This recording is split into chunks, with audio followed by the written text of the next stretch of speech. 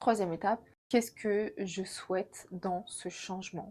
Qu'est-ce que je souhaite que ce changement m'apporte? Même si on va dire que c'est un changement qui vous déplaît. Je souhaite que ça m'apporte une évolution professionnelle, un meilleur salaire, le fait de rencontrer de nouvelles personnes qui vont avoir un impact positif sur ma vie, peut-être rencontrer l'amour, etc. Pouvoir développer des compétences pour par la suite développer un projet à côté.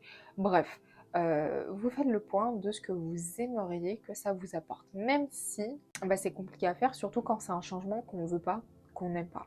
Mais il y a toujours du positif et c'est cette étape la plus compliquée, c'est de voir le positif dans ce changement. Quatrième étape, ça va être qu'est-ce que je dois mettre en place pour faire en sorte que ce changement se passe pour le mieux.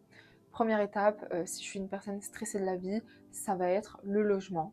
Ok, donc il faut que je trouve un logement, donc je prends un week-end, etc. Je vais dans la ville où je vais devoir habiter, je fais un tour de la ville, je regarde les quartiers, etc.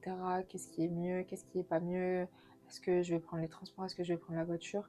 Voilà, je me fais déjà un premier avis. Ensuite, ça va être, moi j'ai peur et tout de pas m'entendre avec les collègues.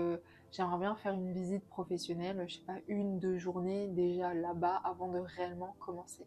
Première rencontre avec eux, c'est toujours mieux que de débouler comme ça en mode salut, je suis votre nouvelle collègue, du coup voilà, j'ai été mutée, etc.